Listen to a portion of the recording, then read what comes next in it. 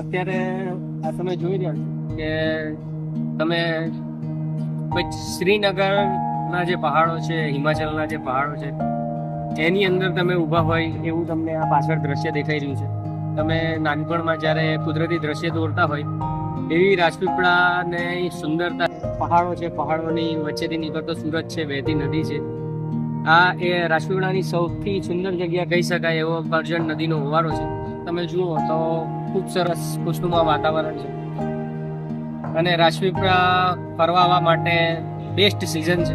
જે લોકો statue of unity આવે છે, પણ એ લોકો જ્યારે રાજપીપળા નથી આવતા ને તો એ બહુ મોટી વસ્તુ મિસ કરી દે છે. એનું રીઝન એ છે કે રાજપીપળામાં મિક્સ વાઇબ છે.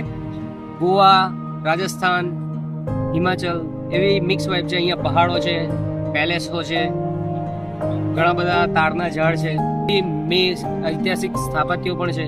તો અહીંયા તમે આવો તો તમને એક રજવાડી નગરીની ફીલ આવે, રાજસ્થાનની ફીલ આવે, ગોવાની ફીલ આવે.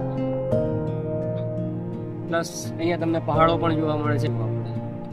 તો પ્રવાસીઓએ સ્ટેચ્યુ ઓફ યુનિટી જો ફરવા આવતા હોય તો માત્ર 20 મિનિટના અંતર પર રાજપીપળા આવેલું છે, તો એ જોવા આવું.